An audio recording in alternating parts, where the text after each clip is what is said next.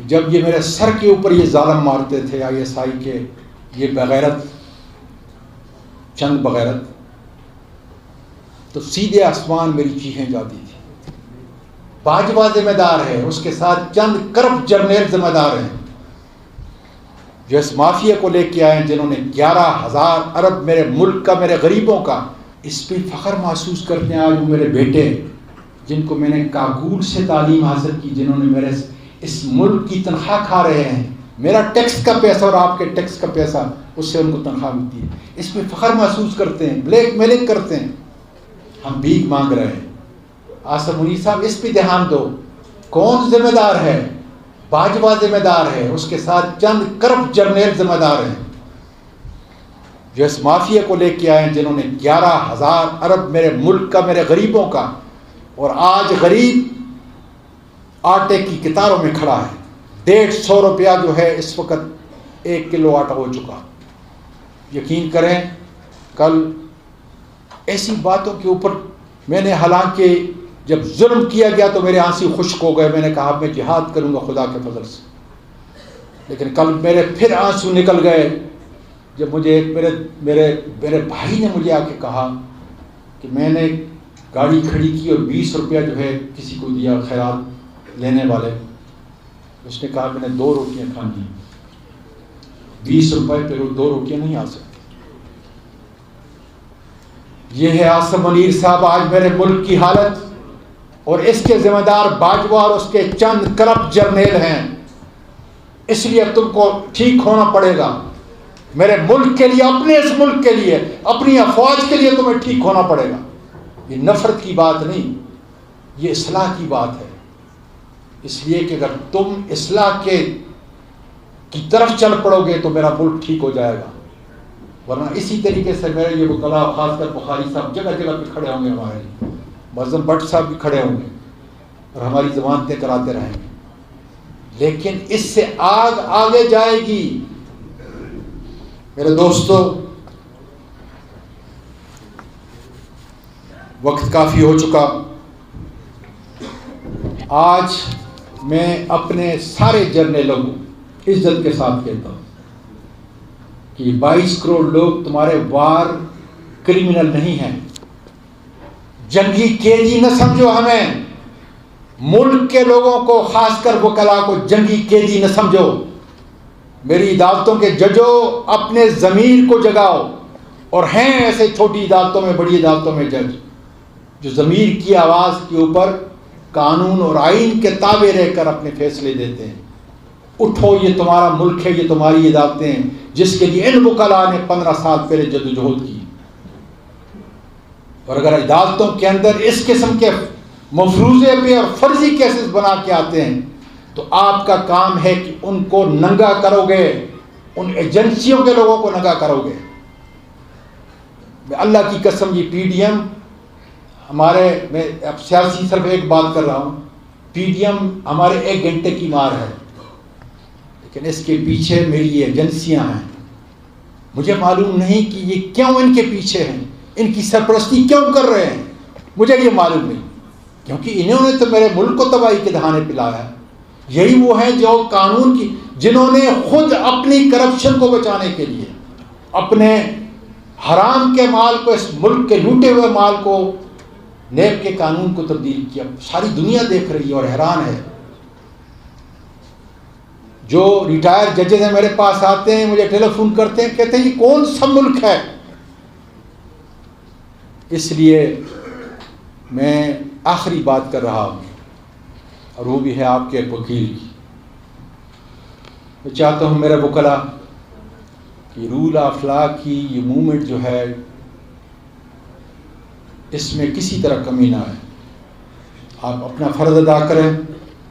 اللہ کی قسم میں روزانہ نکلتا ہوں شہادت کے لیے، روزانہ، کہ یا اللہ جس طرح ارشد شریف کو مار دیا گیا ان ایجنسیوں نے، اللہ مجھے بھی اس طرح شہید کر دے، اس لیے کہ یہ خون پکار رہا ہے کہ اس قسم کی قربانی سے میرا ملک اٹھے گا، میرا ملک آزاد ہوگا، ملک کے دشمن ننگے ہوں گے، اور ہو رہے ہیں۔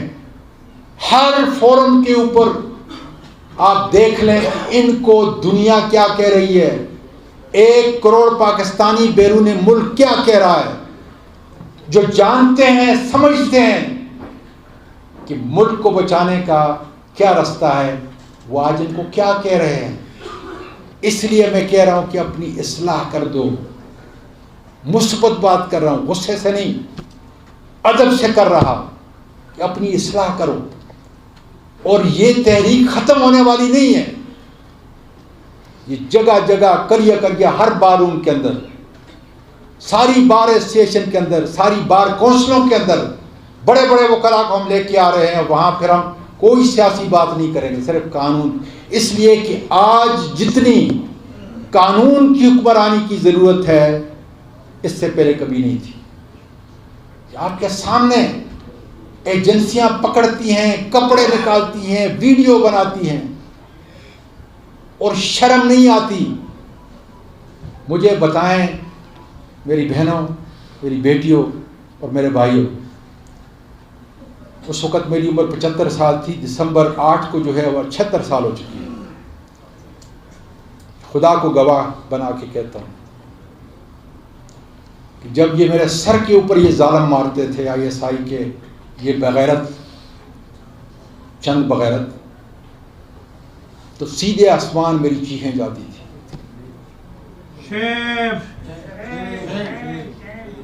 اور اس پر ہی نہیں، ویڈیو بناتے تھے، آڈیو سے دوسروں کو سناتے تھے۔ کوئی ان کا باپ جو ہے ادھر بیٹھا ہوا تھا، حرام خور، میرے ملک کا مجرم، اس کو سناتے تھے۔ اور آپ یقین کرو گے، شاداب جعفری صاحب 2 دن پہلے حافظ آباد کے ایک خدا جانے MNA تھا، MPA تھا یا کوئی سیاسی ورکر تھا بڑی عمر کا، اس نے خان صاحب کو بتایا، خان صاحب مجھے ISI والے لے گئے اور وہ ویڈیو بتائی جو اعظم سواتی کے اوپر جو ہے جس طرح انہوں نے تشدد کیا تھا، اور مجھے کہنے لگے کہ ٹھیک ہو جاؤ ورنہ تمہارا یہ حشر ہوگا۔ اس پہ فخر محسوس کرتے ہیں آج میرے بیٹے، جن کو میں نے کابل سے تعلیم حاصل کی، جنہوں نے میرے اس ملک کی تنخواہ کھا رہے ہیں، میرا ٹیکس کا پیسہ اور آپ کے ٹیکس کا پیسہ، اس سے ان کو تنخواہ ملتی ہے، اس پہ فخر محسوس کرتے ہیں، بلیک میلنگ کرتے ہیں، بجائے اس کے کہ مر جانا ان کے لیے مقام تھا۔ کہ ہم نے جو حرکت کی ہے دنیا کے کسی انسانی ملک کے اندر اس سے کم اخلاق، کم گراوٹ کی کوئی حد ہوتی ہے۔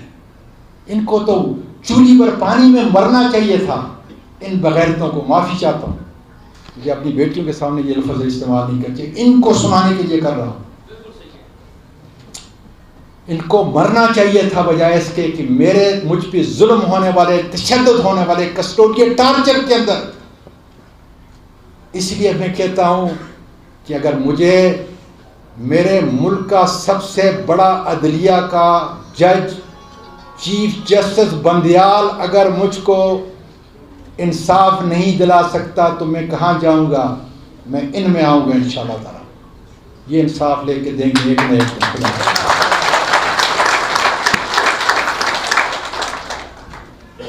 اس لیے لوگوں کو، جنرل صاحب لوگوں کو بھیڑ بکریاں نہ سمجھیں۔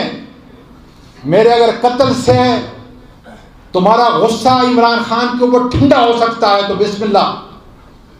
اگر عمران خان کو خدا را اپنے غصے کو، اپنی کسی رنجش کو 22 کروڑ لوگوں کو سزا نہ دے، اگر عمران خان کے خلاف آپ کے دل میں اتنی نفرت ہے، اس نفرت کو دور کریں لوگوں کے لیے، اپنے ملک کے لیے اور اس عہدے کے لیے جس میں سب سے بڑی عزت آپ کو میری افواج کے آرمی چیف کی حیثیت سے دی گئی ہے۔ تمہاری ابھی شروعات ہے، ہم دیکھ رہے ہیں، ملک دیکھ رہا ہے، میرے ملک کے صحافی دیکھ رہے ہیں جن کے لوگوں نے کپڑے نکالے ہیں ایجنسیوں نے۔ آج معیز پیرزادہ کہاں ہے؟ عمران ریاض نے کون سا بڑا جرم کیا تھا؟ ایاز میر کو دیکھیں، چودھری غلام حسین کو دیکھیں، فاروقی کو دیکھیں، یہ سارے لوگ، معید یوسف کو دیکھیں، یہ سارے لوگ کس پاداش کے اندر؟ اس پہ میں آتا ہوں جو مجھے علی احمد کرد نے جو بات بتائی کہ سارا میرا میڈیا کو جو سزا دی جا رہی ہے تاکہ وہ کچھ نہ بول سکیں، آپ کی کرپشن کو ظاہر نہ کر سکیں. علی کرد کو جب میں نے 45 منٹ تک اس عظیم شخص نے میرے سے بات کی تو مجھے کہا کہ میں آئی ایل ایف کے جھنڈے کے تلے نہیں آ سکتا. میں نے کہا یہ آئی ایل ایف سے آؤٹ ریچ ہے اب پورے وکلا کو، یہاں کوئی سیاسی بات بھی نہیں کریں گے، اس لیے کہ اگر ملک کو بچانا ہے تو 15 سال کی پہلی تاریخ آپ کو پھر مطلب پڑھنی پڑے گی جو وہ وکلا نے اٹھائی تھی. آج مجھے ضرورت ہے علی احمد کرد کی، حامد خان کی مجھے ضرورت ہے، آج بڑے بڑے وکلا کی مجھے ضرورت ہے. یہ 2 نام میں نے اس لیے لیے کہ یہ سارے ان لوگوں کی ترجمانی کرتے ہیں، ان سے بھی بڑے نام کہ وہ اس پلیٹ فارم کی آ کر ہماری رہنمائی کریں. میں بہت پیچھے کھڑا ہوں گا وکیل کی حیثیت سے، لیکن آپ نے ملک کو بچانا ہے، اس لیے کہ اس ملک میں آپ عدلیہ کی اور اس ملک میں آپ وکلا کی عبارت ہیں، فخر ہے ہمارے لیے، اس لیے آپ آگے بڑھیں.